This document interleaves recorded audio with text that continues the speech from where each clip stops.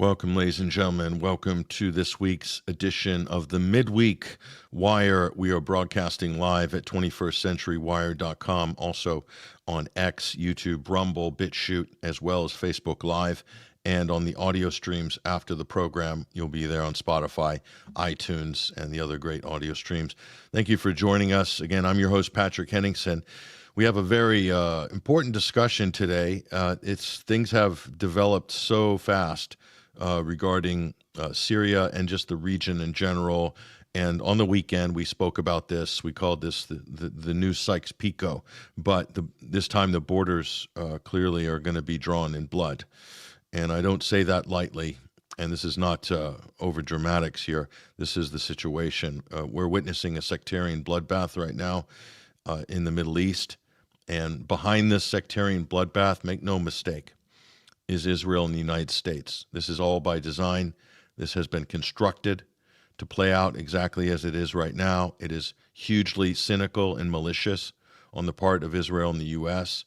And all I can say is, well, I could say a lot, but just know that people in Washington and Tel Aviv and their other partners in London and Paris and Berlin, they don't care about the people, the indigenous Arab populations in the region. They really couldn't care less. Human life is worth nothing right now. The scenes we're seeing right now in Syria are just horrific. We're going to break down what the situation is and put it in a broader geopolitical context. And we're going to do that in detail over the next 45 minutes or so. And I want to welcome onto the program our guest for this week's edition of the Midweek Wire. Let me bring him on stage right now. He is the Associate Editor for Global Affairs at 21stcenturywire.com. Freddie Ponton, thank you for joining us. It's a pleasure to be with you, Patrick. Good to be here. It's great to have you as well, Fred, and very important discussion. You know, we had Ibrahim Majid on the Midweek Wire last Wednesday. It was a very good discussion, and while we were filming that, Israel bombed Damascus, and things have unraveled very, very rapidly since that. I want to bring that video clip up on screen right now so people can see just a reminder of what happened then. Let me add this here. This is, we'll bring the volume down, but those were the scenes, Freddie. You know, it was just so out in the open. This is, to me, it was the fact this was done during broad daylight on Umayyad Square really looked like this was done as a symbolic move by Israel, is really sending a message. And again, the reactions and things that happened after this had led to this sectarian bloodbath that we're witnessing right now in Sweden and other places. So this is just an unbelievable scene, but you know, very much stage managed here by Israel and the Jolani regime, who's in charge in Damascus, who I heard is not in Damascus. So, you know, maybe not so much in charge as one thinks. There's no way that this terrorist is going to, you know, unite Syria. So that's the scene there, and we'll bring this up on screen here. And this is, well, we'll talk about this. We have an article here from this image up at 21st Century Wire and a number of other key reports we're going to go through in order that kind of put this whole story into the frame, Freddie. And as we will demonstrate, everything leads really towards this direction, the Greater Israel Project, and what this means for the immediate region. We're talking about the Levant, but much broader. We're talking about the Middle East and Central Asia, and we're going right into global geostrategic areas here. And so this is quite a situation, Fred. I don't really know what to say. Well, let's start here. There's a gentleman. Let's warm this up. There's a gentleman by the name of Tom Barrack, who is the special envoy for the United States. This is kind of like a more, I don't know, a slicker version of Steve Witkoff, former property developer or some. I don't know what he did for Trump before, but he was in the original Trump transition team in the first term.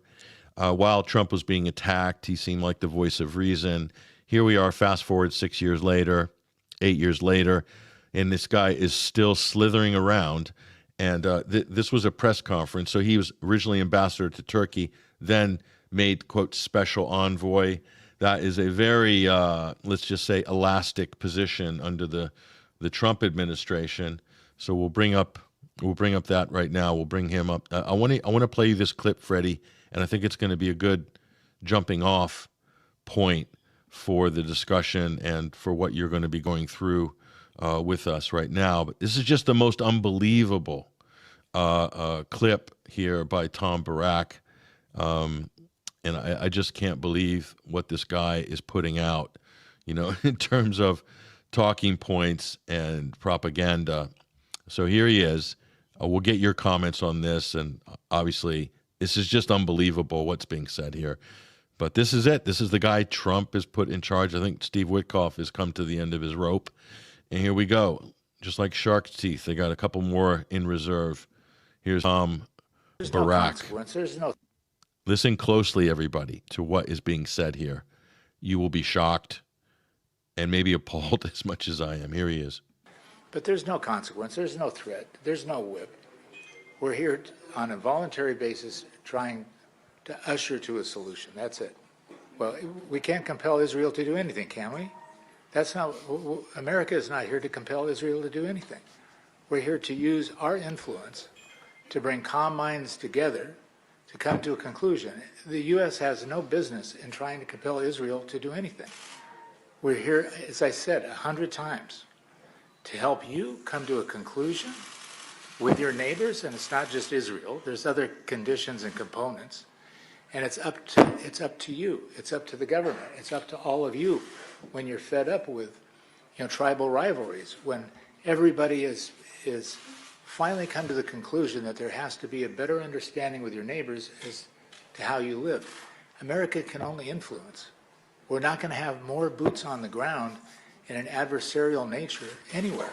We're just not going to do it. The way the U.S. in general has reacted to all the events in Syria is with unbelievable concern, pain, empathy, aid, and a realization that in these young, nascent governing entities that are trying to be inclusive of minorities, how important the process of that inclusion and communication is, and the coordination of that with its neighbor, which is Israel. So the pushing together of all of these pieces, remembering you've had 15 years of atrocities going on before this government took place.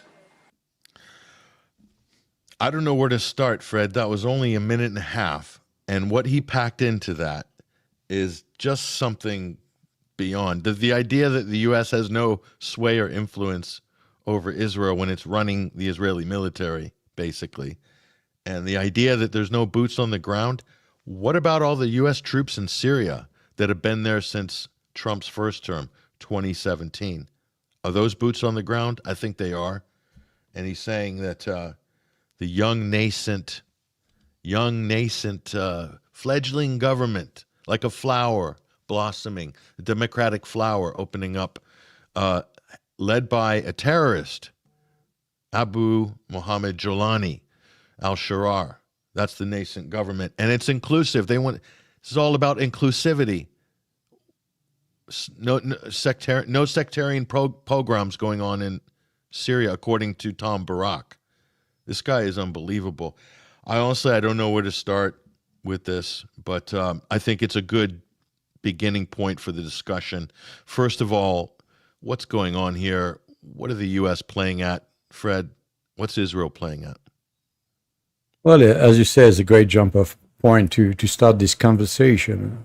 Of course, anyone that has read just a tiny bit on the history of Syria and sectarian clashes. Sectarian clashes happen anywhere where you have tribes. It's absolutely fundamentals, and it's part of the history of these regions, and far beyond this region, all the way Central Asias and Eurasias, and there's always been tribe. It's not new, and they have to find a way along the line to get on with each other's. But to come to a press conference and to say that the U.S. has no influence in matters, no say, they're just there to influence the best way possible, so that their puppet Al Qaeda member can rule the countries and go along the U.S. policies and Israeli interest in the region. So none of what he just said is actually true. For U.S. ambassador in Turkey, as you said, he had some kind of mandate in temporary mandate in Lebanon for a while, and we find him now in Syria, still incompetent and lying through his teeth. The difficulty is obviously more complicated. What's happening currently in Syria is more complex than what he describes, and more importantly, the U.S. has a tendency to withdraw itself from any kind of areas where we find chaos. You know, you go to Ukraine, the United States was never someone else's war. You go to Syria, it's not a Syrian, it's not a U.S. war. U.S. has nothing to do with it. We just arrived, and here we go. We have a former al-Nusra guy, just popping out, of the voting posts, because it's obviously a populist revolution. This is something that the people wanted. They wanted al-Nusra. They wanted Al Qaeda in charge of the country. So, this is really sad, but it's not unexpected. And what is interesting, it's the context. You show a video before we started these conversations with this huge strike on the Syrian army headquarters in Damascus. Israeli F-35 just basically taking around. And that is just one strike. They're not reporting about the hundreds of strikes that they've been carrying out in the southern regions of Syria and the areas that are close to Damascus. So it's just one of them. But this one is spectacular because they wanted it to be spectacular and they wanted it to be seen. You're absolutely right. And just day before these strikes, we have this special envoy, Tom Barrack, sitting down with Ahmed al-Shara and the Israeli foreign minister, Gideon Sa'ar, to discuss the possibility of non-aggression pact with Israel, hoping to welcome Syria into what they've called the peace or normalization circus, if you will, in the Middle East, So this is not influencing, this is partaking in a process that ultimately benefit Israel. And what Tom Barrack said about this particular attack was very interesting. I'm going to quote him because I think it's important people hear that. But regarding the attack, he said Israel intervention creates another very confusing chapter and came at a very bad time, adding whether you accept that Israel can intervene in a sovereign state is a different question. Now, as far as I'm concerned, the level of hypocrisy here is unbelievable, because if you had, let's say, 3/4 of the residents in the Donbass that are unwilling to support a special military operation from the Russians would have never bothered. They would have stayed where they were and they would have tried something different. But this was not the case. They had a full support from the people in the Donbass, and their presence is therefore justified because this big tribe in the Donbass was in danger of extermination by Ukraine. So that is a real example of someone coming and actually fulfilling its duty, its international duty, when a people or a group of people is facing the possibility of extensions or genocide on the basis they cannot basically develop as a country and as a people or as a group. So the same situation cannot be replicated because you have Israel moving through the Golan Heights, standing and being in presence in the southern Syria for a very long time, and nothing can justify their presence there, if not conquest, is not a need to achieve a far greater military and geopolitical gains, starting from Gaza and the West Bank across the regions. And this has nothing to do with helping anybody. It has to do with gain and the control of this area, for the reason which we'll be discussing today. Yes, indeed. Very well summarized, Freddie, putting everything into context here. And so this is the gangs, Jolani's gangs, his dogs of war have been deployed. This and they call this, I love how the media call this the Syrian army. So suddenly HTS, Al-Qaeda, literally head-chopping terrorists, are suddenly bestowed the moniker of the Syrian army. No, these are basically terrorist militias in 4x4s and modified pickup trucks that are going there, killing people for being a religious minority, be they Druze, be they Alawites. That's basically what they're doing here, and terrorizing religious minorities, ethnic minorities. And so you published this article here, Freddie, up at the Global Affairs section, 21st Century Wire. U.S. warned of no Plan B for Syria after realizing Plan A was a sectarian death trap. Now, I think we probably are agreeing that this was the objective from the U.S. and Israeli standpoint. But nonetheless, there's still a lot of people in the United States in government that are clueless as to what is actually going on. But Israel's not clueless, are they?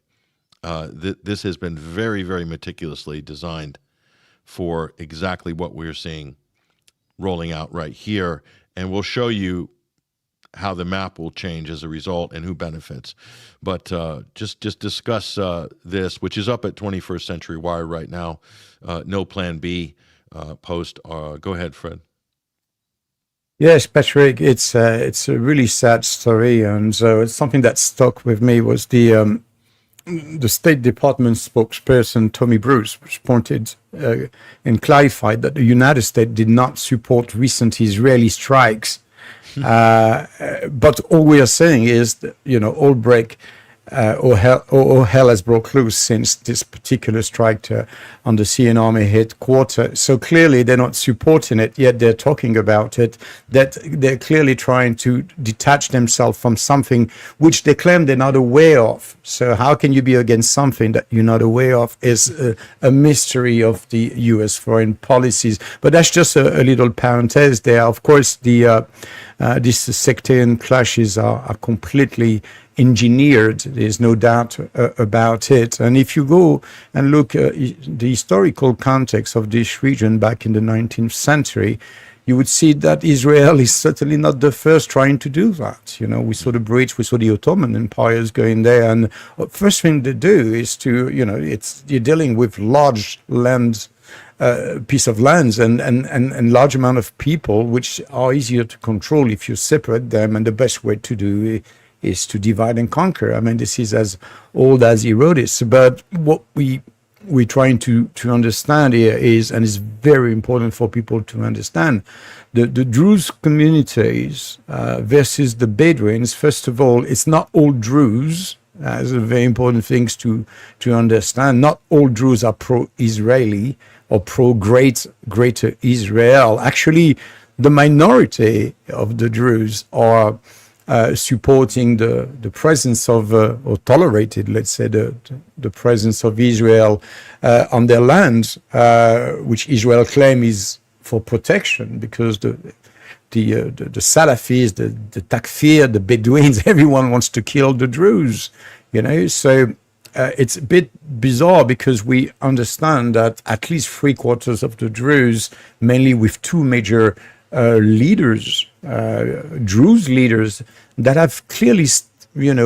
over and over stated their allegiance to Syria, and more importantly, their Syrian identity. These are people that consider themselves as Syrians. They might be Druze, they might be from what is described as an ethnic minority. However, many of them prone and trying to promote the idea of a unified Syria, despite the differences, and there are differences.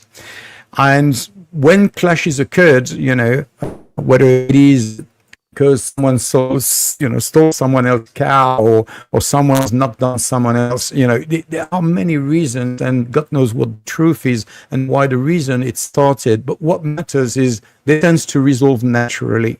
I would say organically, if I can even say and use that word. But for the Al-Shara goons and mercenaries basically getting involved in this particular tribal contest, presenting themselves as those that are going to bring back order to the region, that is something that clearly is not going to be whether understood, or that is going to be subjected to a lot of misunderstanding. And that's exactly what happened.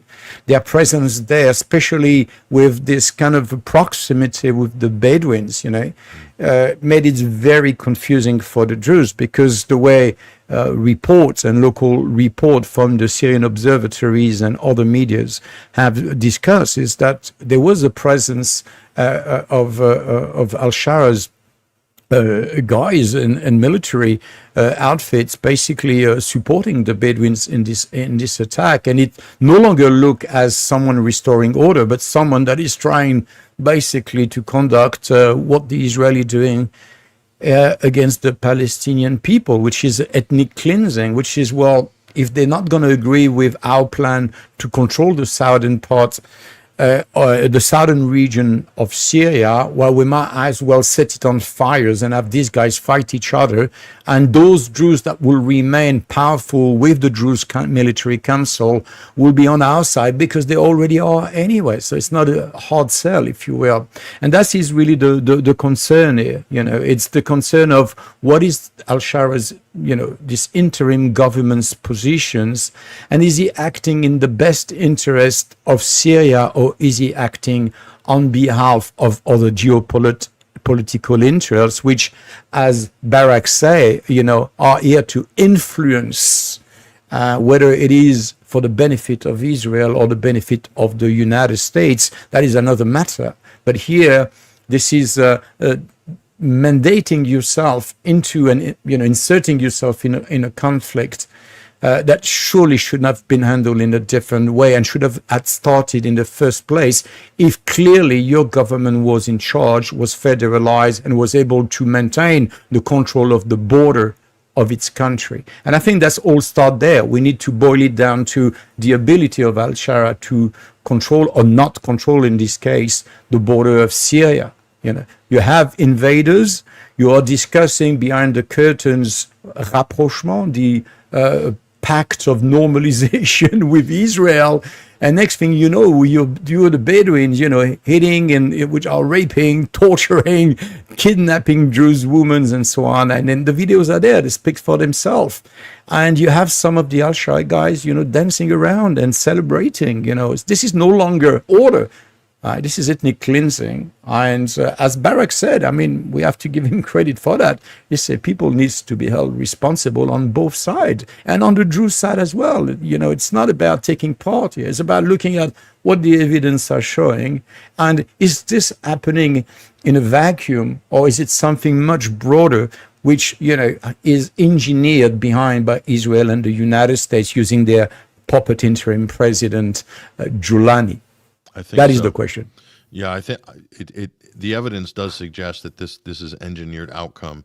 And the other thing that is quite suspicious is this branding of the Bedouins.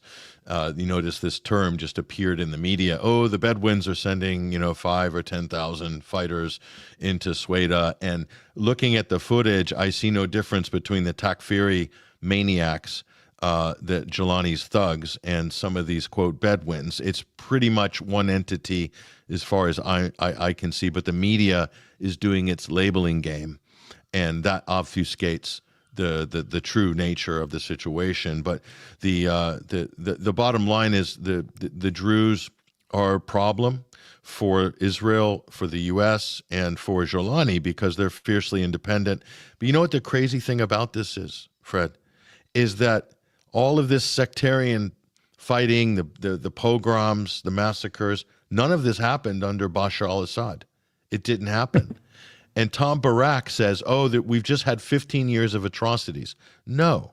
The atrocities in the last 15 years were done by the likes of Jolani and these terrorist hordes armed and paid for by the U.S.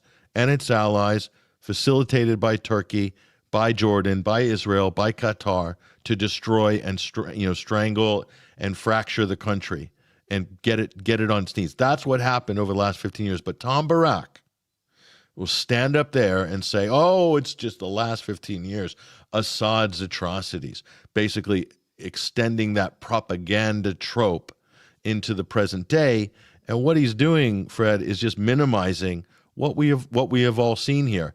Again, we'll come back to this story in a minute, but this was from before. More than 14,000 killed in sectarian violence in coastal Syria. Report finds. Government committee in Syria says identified 298 suspects in mass killings in the Alawite region.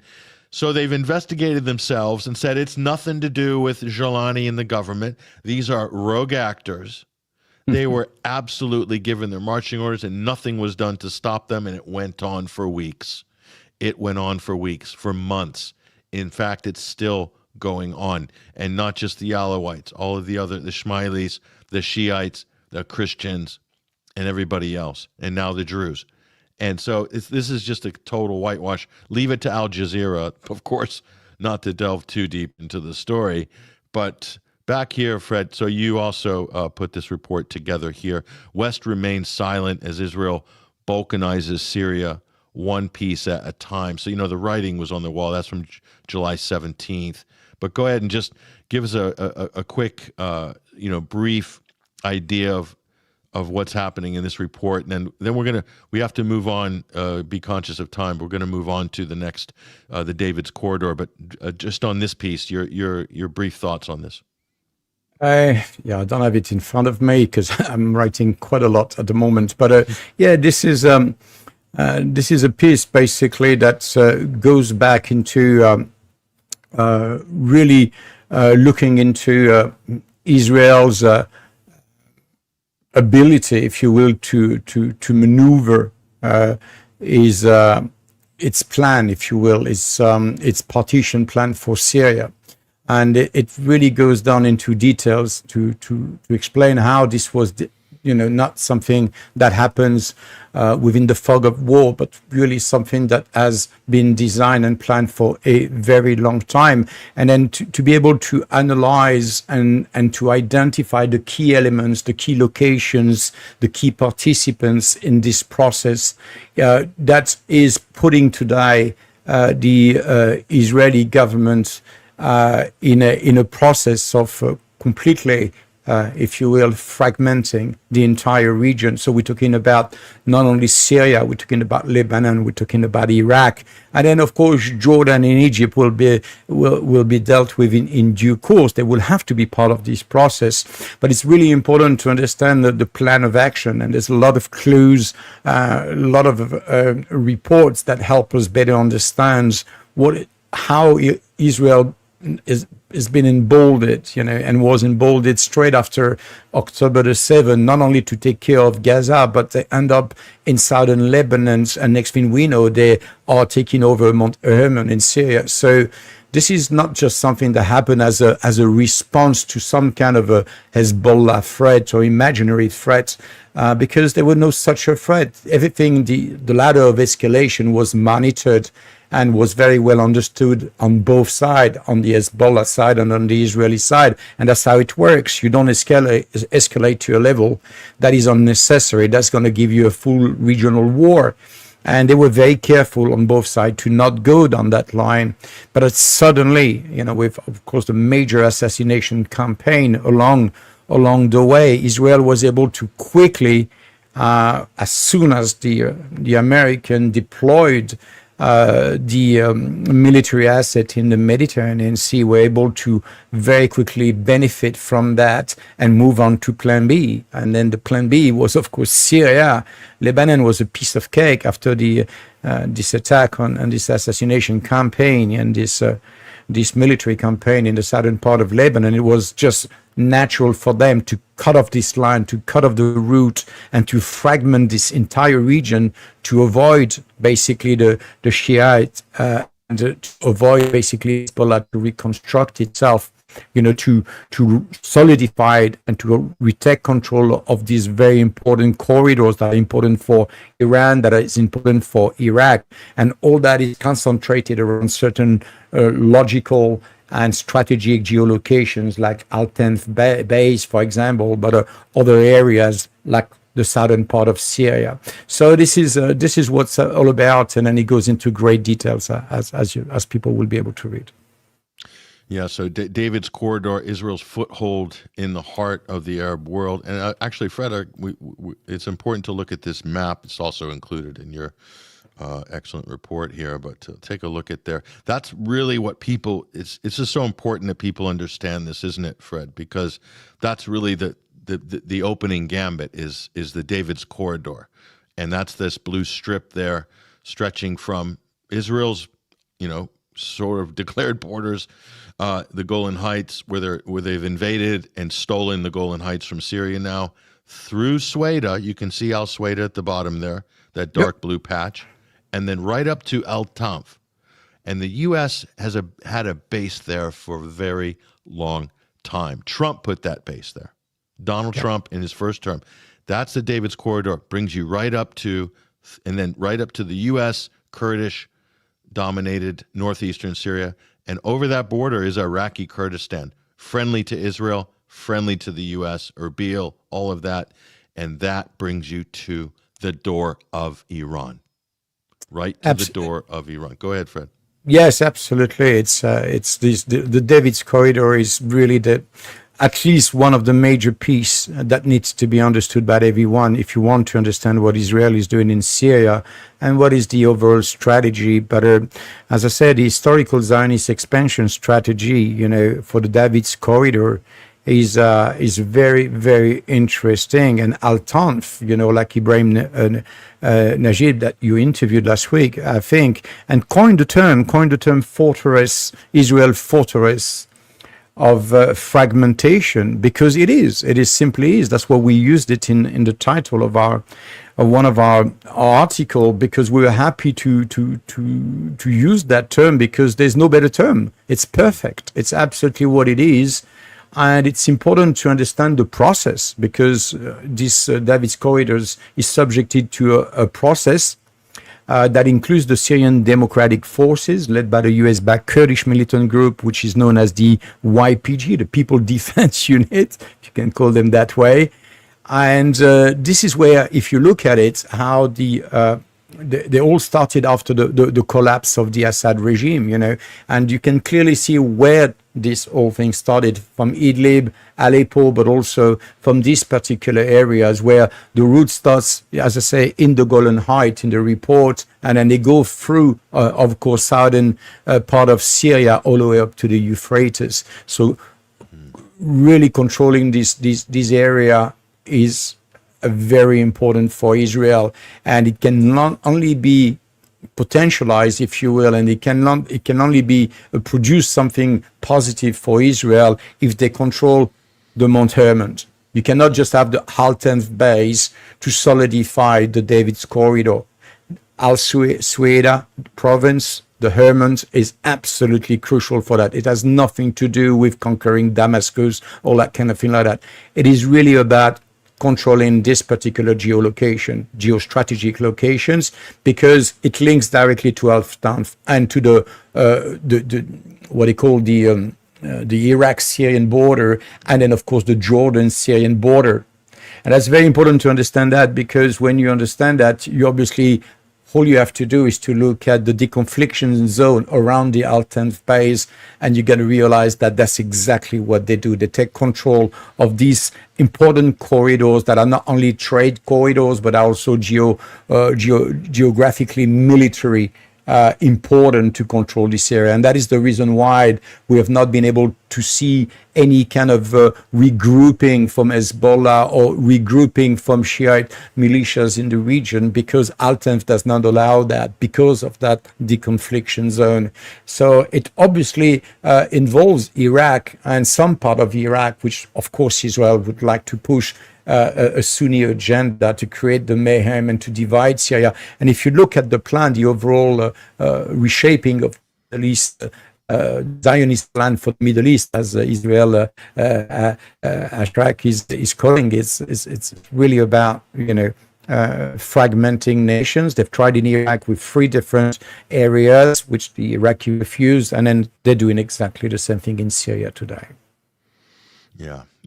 Put again back to the Greater Israel Project. And by the way, when we say Greater Israel Project, it's important to note that doesn't mean that's going to be populated with Israelis. It means that all of those areas will be under the command and control of Israel, both militarily and politically. So they need to get rid of the armed forces, control the airspace, and turn them into compliant regimes, and hopefully divided into smaller, weaker countries, not unified Arab nation states.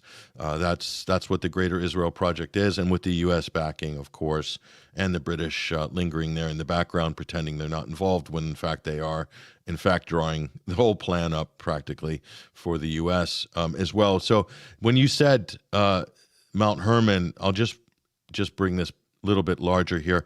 So Mount Hermon, if you look at the Golan Heights there, that's the lower left-hand point of the blue strip, which is David's Corridor, the Golan Heights, right just northwest end of the Golan Heights there, Mount Hermon, which straddles with Syrian territory, but is backing onto Lebanon, South Lebanon, and as well as Israeli-held territory, occupied Palestine. And that is the most strategic high ground in the entire Middle East. And Israel currently occupies it. They moved in as soon as Jolani took power. One of the gifts Jolani did was give Israel Mount Hermon and the Golan Heights. And he did so willingly, voluntarily, and with great glee and joy, unfortunately. So next, it brings us on here. As you mentioned, Fred, Israel's fortress of fragmentation, Al-Tanf, and the Yinon Plan for Israel. I'll bring up the Yinon report, but I want you to just tell us what this is about. Now, I do have the Yinon report, which we'll show on screen so people can see it, which you have in this piece here. But Fred, go ahead. Yeah. Well, Odin Yinon was authored a paper in 1982. He's a former advisor to Ariel Sharon. He's a former senior official of the Israeli Foreign Ministry, and he happened to work at the Jerusalem Post at the time. And this document was actually translated in English and featured in Israel Shahak report, which is known as the Zionist Plan for the Middle East. So we right on the money when we look at the Yinon plans. And I would say the document really is considered and has been considered for a very long time as the cornerstone of Zionist political ideology. And it is quite, fully adopted and assimilated within the Israeli military apparatus, intelligence establishment as well. So this is something that is a kind of a book that they go back to, and they can tweak it according to situation on the ground. But the overall idea,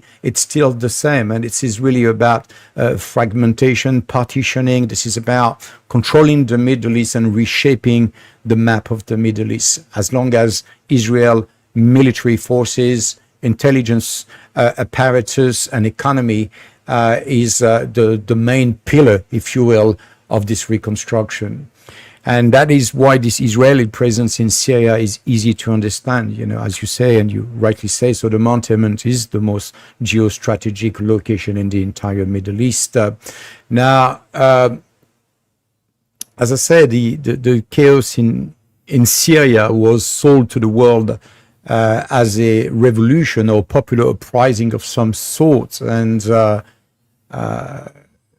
right now, everything, when we analyze what we are seeing on the ground, reports, whether they're from Israel, from the West, they all point to one single process, and that is a process that is controlled by the American and the Israeli. There is no third actors. There is no one involved there but them.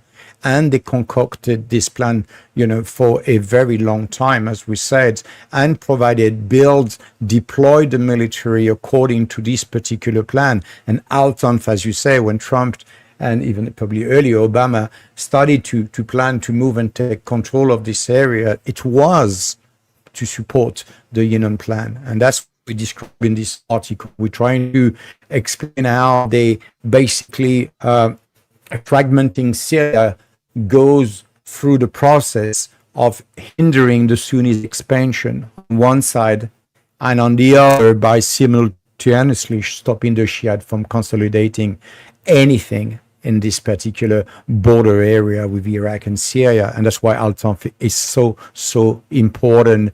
So yeah, that's what we discuss in these things, and we talk about the deconfliction zone around the Al-Tanf bands. Very important, because none of it is a coincidence.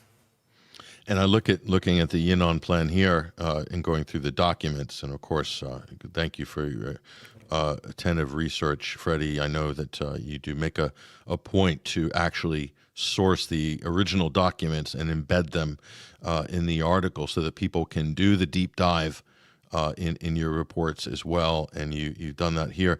I noticed, though, Freddie, reading this, this is a fascinating read because this was written back in the 1980s, as you said, but a lot of it is played out. But that Israel's attentiveness and attention to the ethnography, to the sectarian divisions and populations, clearly with an eye of playing them off against each other at a later date. And that is really the key, isn't it? To destabilize these countries that used to be unified like Syria, and to do everything humanly possible to divide them. And so this is clear in here. And they don't stop with, the Middle East. They have designs on Pakistan. Certainly Iran, toppling Iran. We'll get to that later. But you can see the broader geopolitical plan here. This is quite nefarious. Extends well beyond occupied Palestine, Freddie. And it's pretty much the entire region. So this is really a global issue, isn't it? This is not a regional issue. And that's where we're going to be heading in the final part of this discussion. But your thoughts on this, diabolical plan for the region? It's a roadmap. There is no doubt about me, and it's an old one, but it's still very relevant today. And as far as I'm concerned, when a document like the Yinon Plan tells you and talks about the dissolutions of Syria and then Iraq later, onto ethnically or religiously unique areas such as Lebanon, you understand what's happening. You understand everything that is happening. In 1982, they talk about the Shiite Alawite state along its coast, the Sunni states, the Aleppo area along Sunni state in Damascus, hostile to its northern neighbors. They already have basically looked into all this, and they've already decided that this is a great opportunity.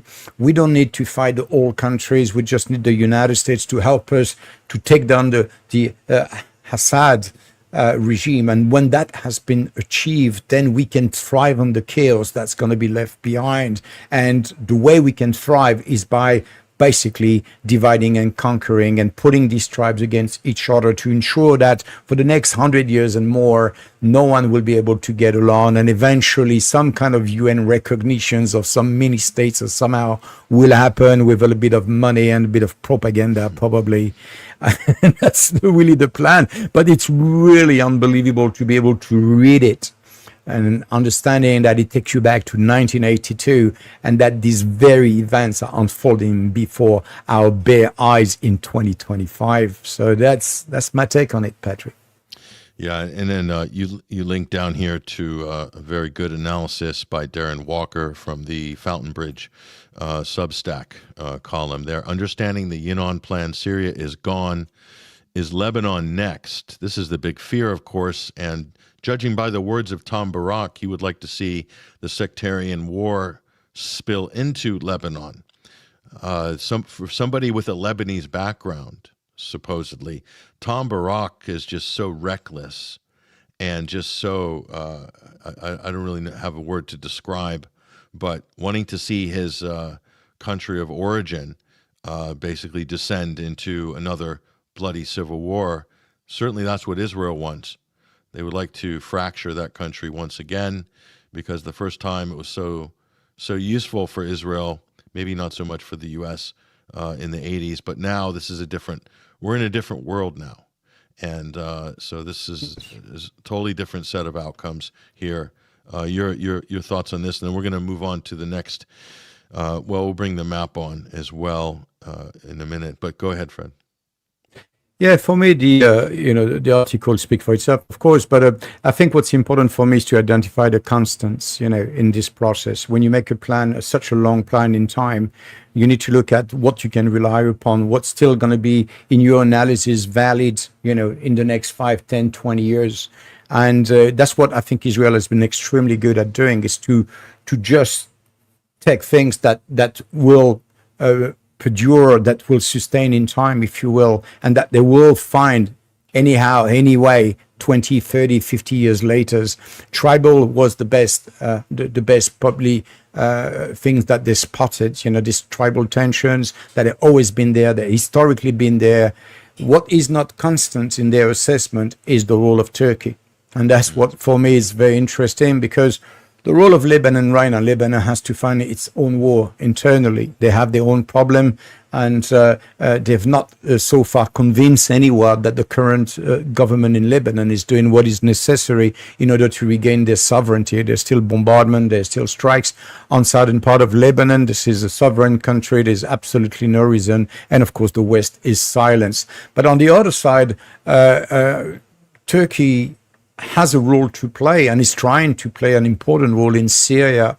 And that is a bit of the unknown for the Israeli. They're starting to see that, is Turkey greedy enough to swallow up our lies and to a certain degree allow us to do what we do and content themselves with a small amount of the pie?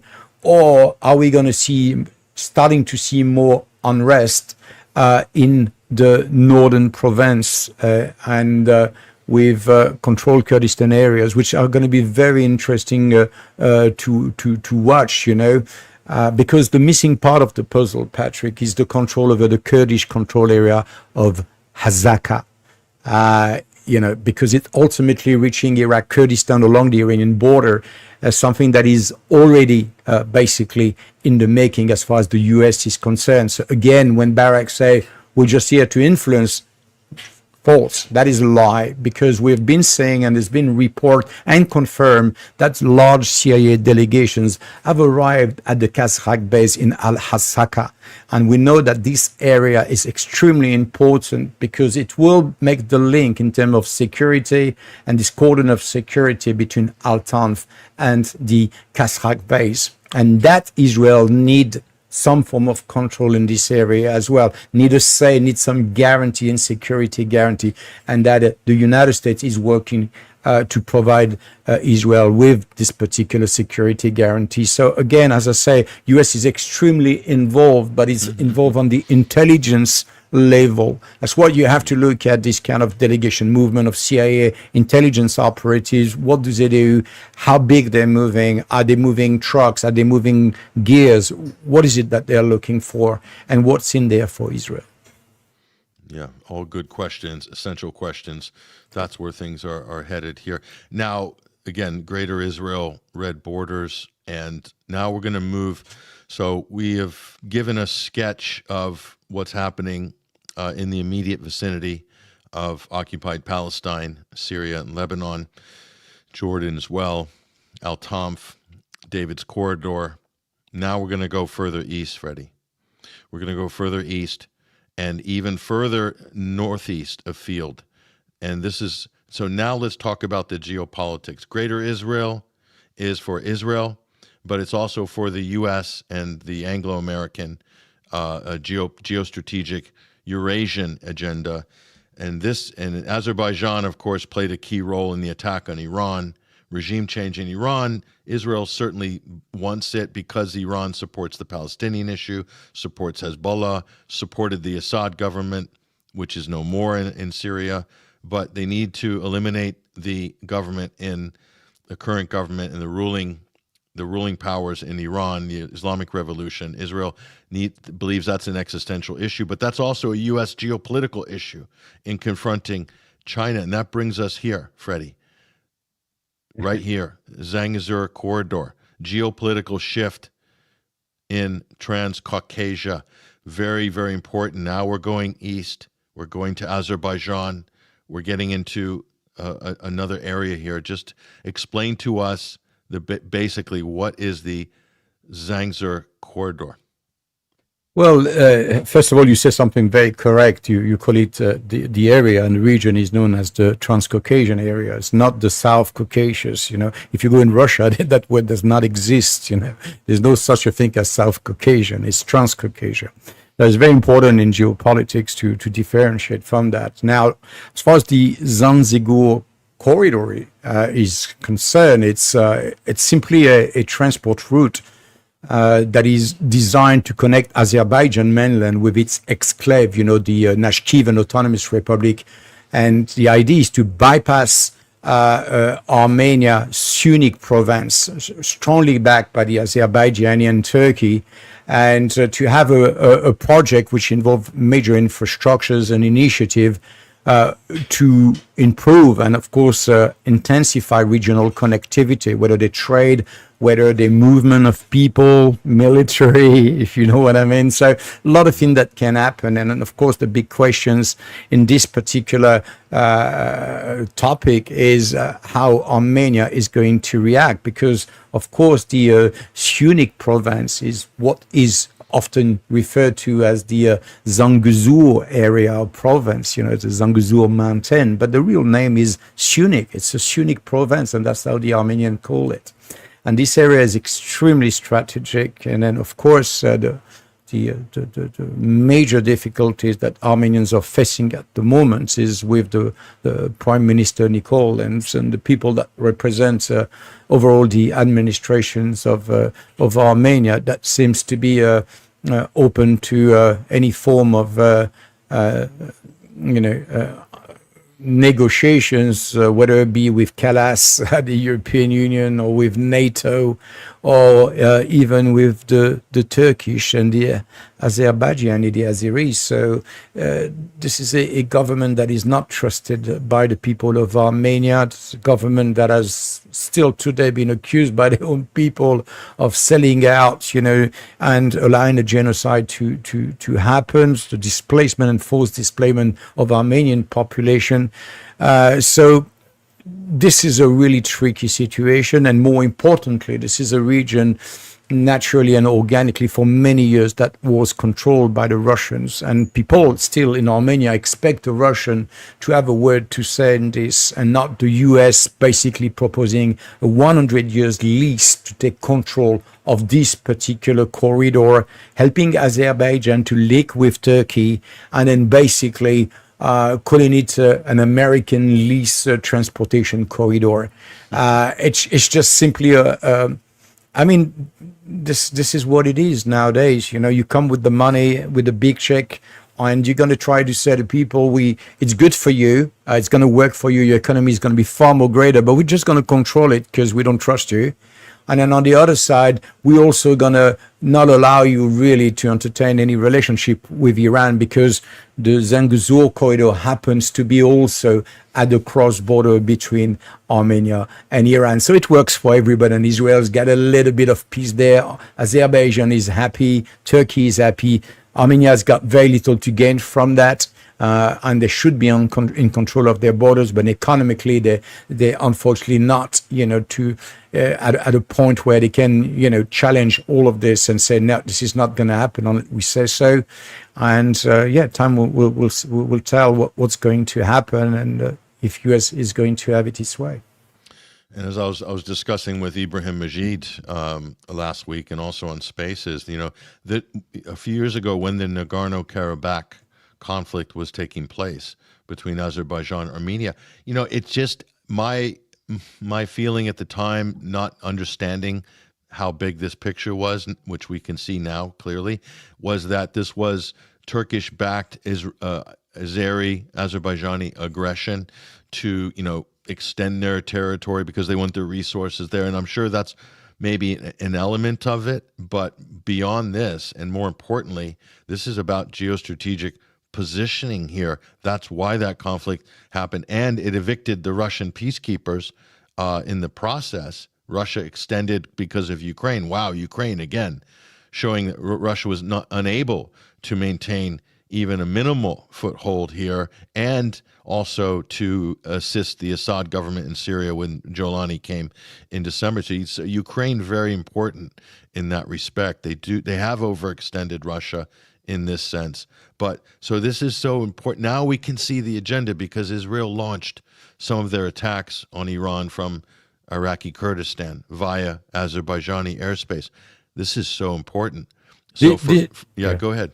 Yeah, this region is so important. It's far more important that the media will tell you, or the mainstream media will tell you, but it's really intricately linked to wider geopolitical factors. That includes Russia. You have, of course, many other international actors like China, Kyrgyzstan, Tajikistan, Afghanistan, and of course Iran, all part of the 5-nation railway corridor, the FNRC, which I think in March landed on the outskirts of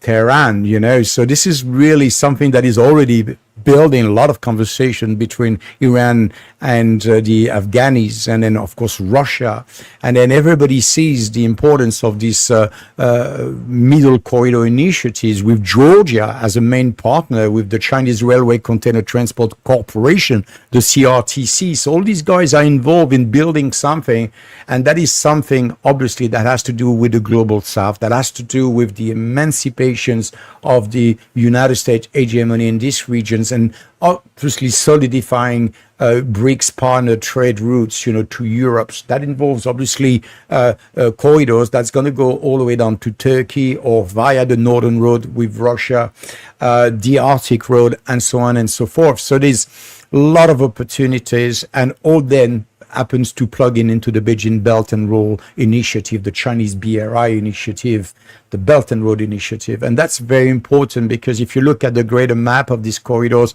you very quickly understand how NATO, how the US played an important role in destabilizing and making sure that Azerbaijans get rid of the Russian as much as possible, so that eventually they can get the prize. And the prize is the Sunni province, is the control of these mountains, because when they do, it's like the Hermon mountain of Armenia in terms of trading and trading possibility, opportunities, and then all that comes with. And as far as I can see it, perhaps even more important from a security and intelligence gathering on Iran, which the US will definitely want to exploit. So this corridor must remain Armenian and under the control of Armenia. If we want to see still some kind of a unity, if you want to see some kind of counterbalance in the chess game, and right now the power of balance favor the United States, because they have so much weight, so much money they can waste, and they're doing for the benefit of Israel, which is happy to provide whatever support is required to secure these roads. And we know Israel is a major partner of Azerbaijan's, a major supplier of oil to Azerbaijan. They have joint ventures building drones together, and we all know that Iran suspects them intensively of having been involved with the attack which started the 12-day wars. And here's one of the middle corridor maps here, Fred. And, this just part of the network. Obviously, there's others.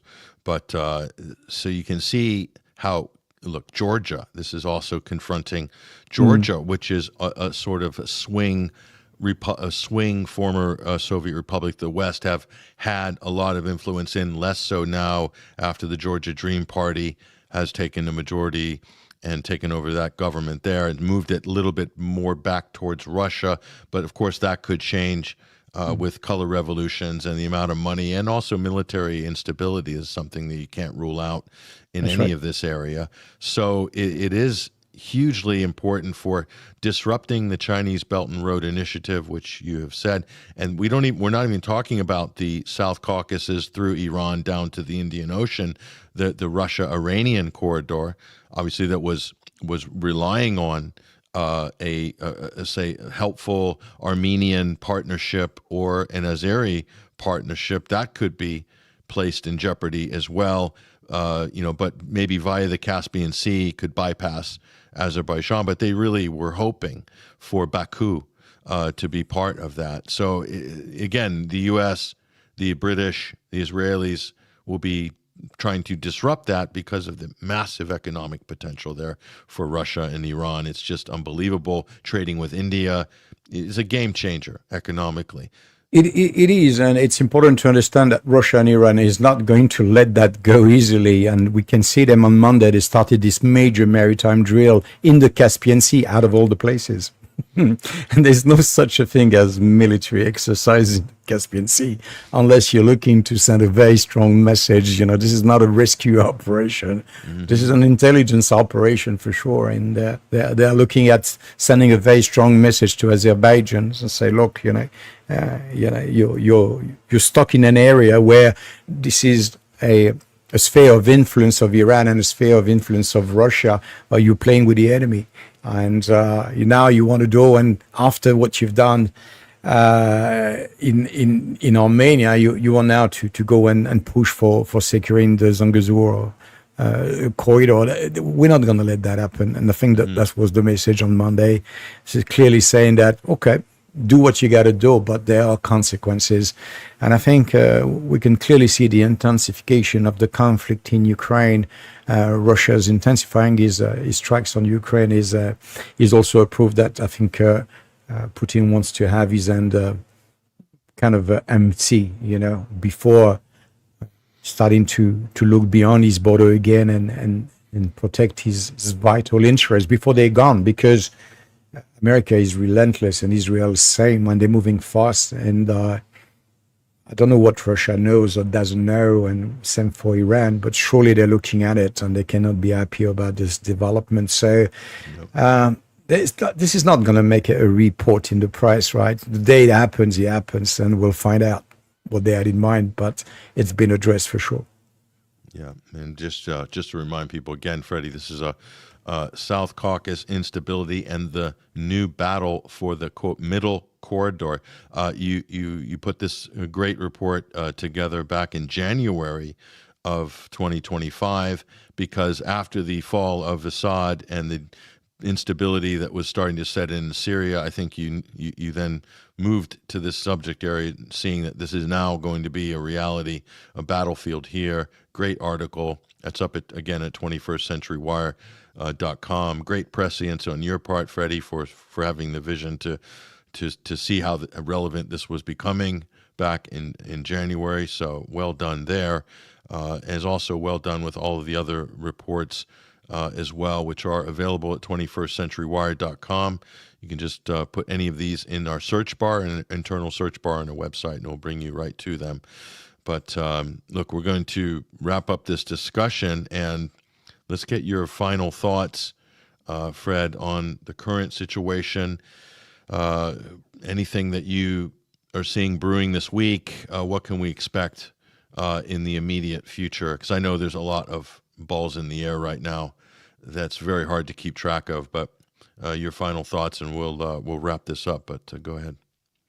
Well, I'm trying to get my head around BRICS activities, because if there is any hope for the world to become a better place, it is not about whether you like Chinese or if you like Russians. It's not the question. The question is, can we have a system? Can we have an order that functions, that can work for everyone, that can stop the bullying, stop the hegemon, whether it's come from the old European empire or from the United States, having something more cohesive, something more transparent, something that's benefit more nations, more people, that alleviate poverty. So BRICS is important in that respect, because right now, apart from BRICS, I don't see anything else that gives me any hope of anything changing anytime soon.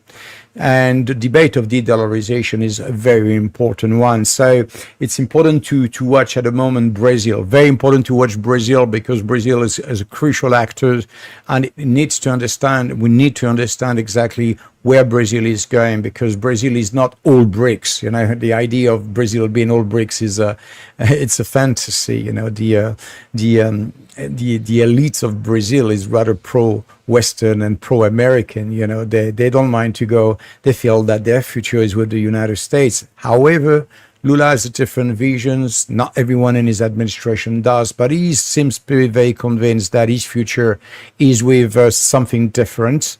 So that's what I'm watching at the moment. Is not the discussion, but the implementations of the decisions that have been made at the BRICS summit in Rio recently. So that's one part of the things that I'm looking at without reporting on it, because I'm studying it. We all students at the end of the day, we're learning, and trying to find marks that indicates, you know, what Russia, because Russia is still basically aiding the BRICS. Let's put it that way. It's still very much the master on the BRICS chessboard, if you will, trying to understand the timeline for Russia. It's very difficult to understand, but understand what Russia is able to do with the things that he has in hand at the moment, but what the future is made of, and what is the future that lies ahead for Russia and for the rest of the world within an understanding of the BRICS, of the de-dollarization, because the rest, nothing is going to happen. And I'm really, really sorry to say, but Syria is gone. There's no point to look for Syria. The country we recognize at least as Syria. Now it's just whatever you want to call it. You know, your pick is as good as mine. So that's not going to change. So we need to still feed ourselves with positive and understanding that the big, you know, positioning of the pawns on the chest are made as we speak. And it's important to say that Gaza is the end of the world. And I hope it's not going to be the end of the people of Gaza. And I'm seeing a lot of momentum building across nations around the world that are starting to really raise their voice.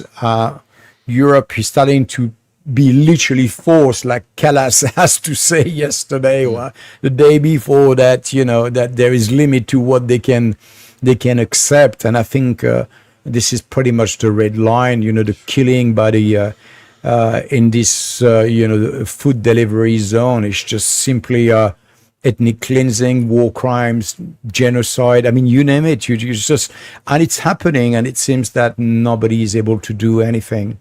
And the worst, as far as I'm concerned, is the Arab neighbors that are just able to look at their brothers and say, well, we have too much interest with the US, and perhaps Israel is right. You know, we should be, you know, joining this joyful company of murderers and genociders and try to make some money. It's hard to swallow. It's really hard to swallow, but there is hope. There's still hope, and we must hold on to that. Yeah, absolutely. Even right down to the last minute. But you've also, just before we go, this is a report you put together here, which is up on the website, Rethinking Evidence, Insights from the Dina Project Report. That's at the top of our features section at 21stcenturywire.com. Just very quickly, Freddie, before we exit here, what's this report about? Well, I happened to read an interesting a piece from Ryan Grimm, the co-founder of Drop Site News, and he went and he took the time actually to analyze the Dina report, the Dina projects, an organization, some kind of NGOs that is presenting themselves as people that advocate for everything from international law, human rights, the fight against sexual violence. They happen to advocate for sexual violence, you know, and so on. And really their activities with the United Nations, how they've basically used their Israeli lawyers have used their personal relationship with people that end up at top positions within the UN and that were able basically to push the propaganda narrative that was pushed by Israel with regards to what happened, what occurred on October the 7th, and really trying to depict Hamas as just simple rapists in terms of trying to say maybe they just freedom fighter. Is it possible that it's the other way?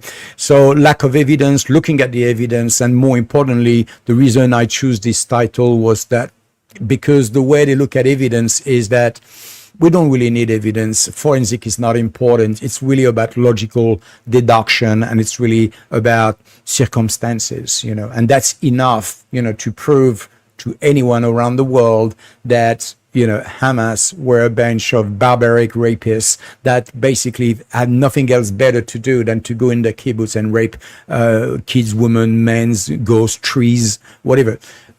So the whole story is very important, and really to understand the aim of this report is really about gathering tractions amongst all the key players in organization, NGOs, United Nations, you name it, US, Europe, France, everyone that can support and put some weight in there so that eventually they can put pressure on the United Nations to remove and to label Hamas as a terrorist organization. That is the aim.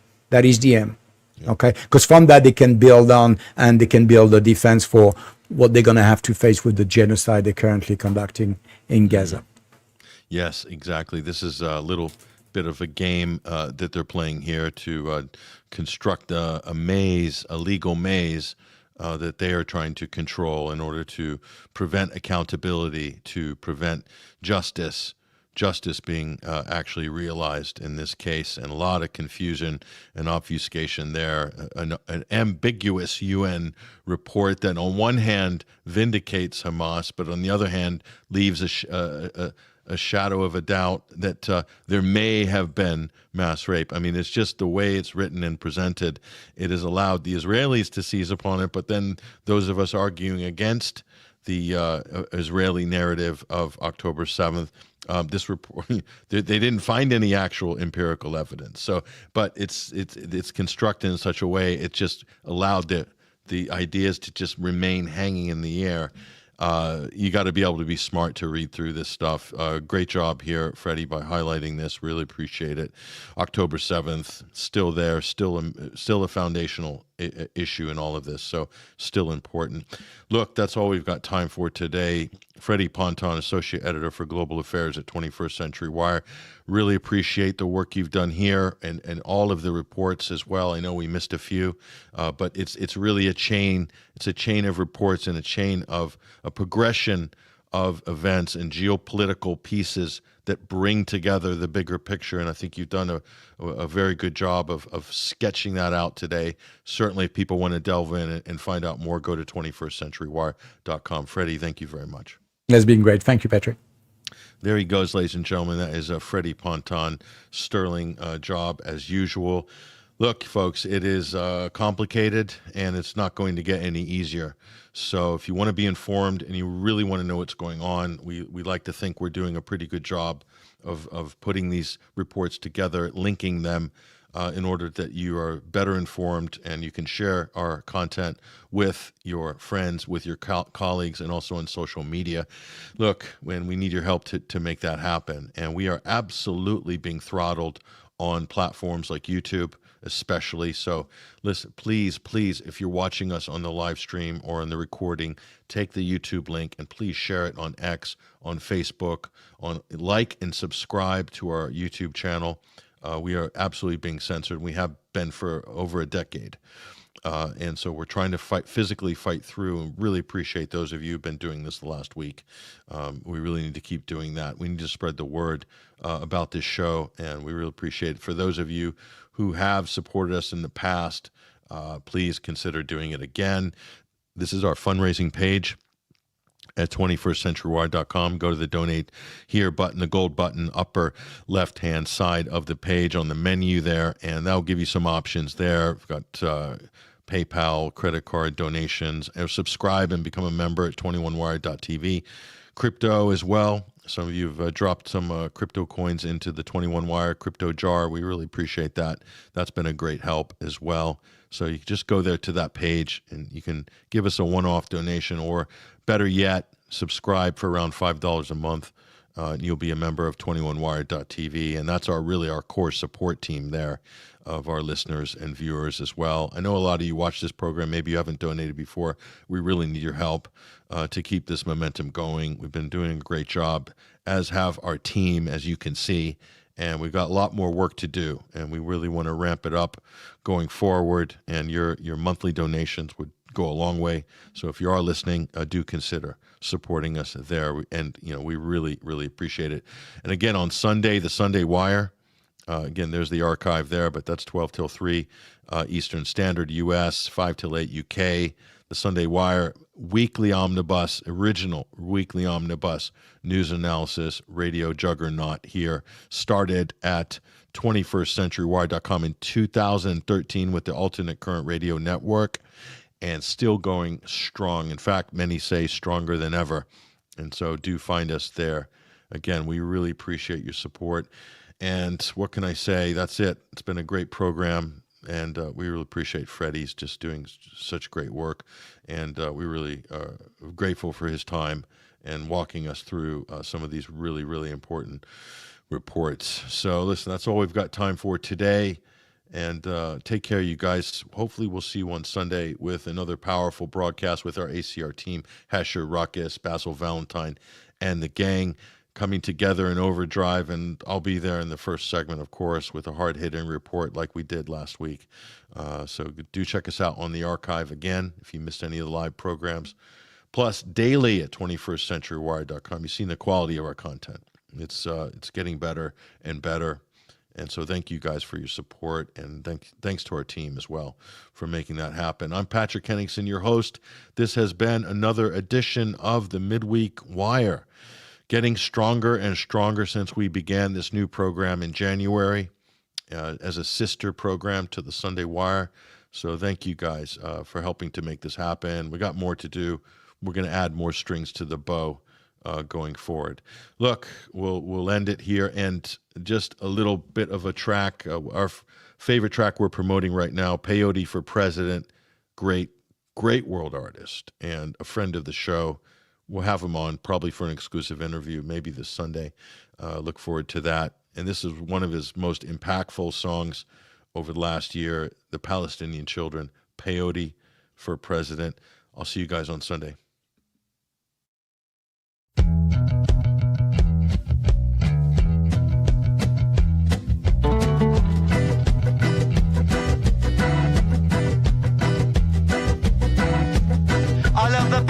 Left unpainted, all of the games they left unplayed, all the laughter in the playground, all of the arts they never made. Ghost faces of a million Palestinian children.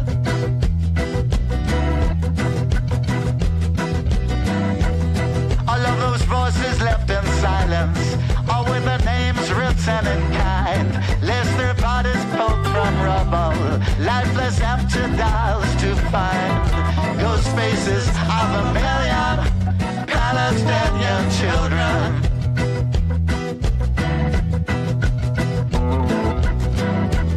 What are the songs they've never written? What are the words they'll never sing? And the darkness of the nightmare, inescapable that rings. The ghost faces of a million Palestinian children.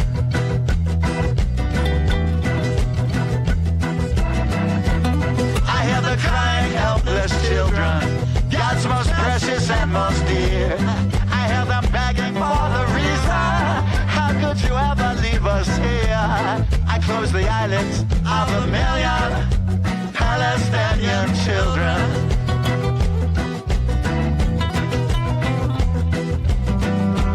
So what do we really stand for? Is this how our future's made? And will we ever find the courage to stand up unafraid? I tear away the persecution of the Palestinian children.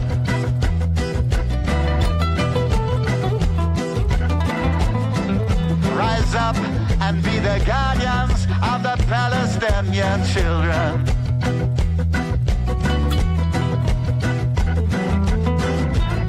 To respect our obligation, every creed and every nation, 'cause every soul deserves protection. Save the Palestinian children.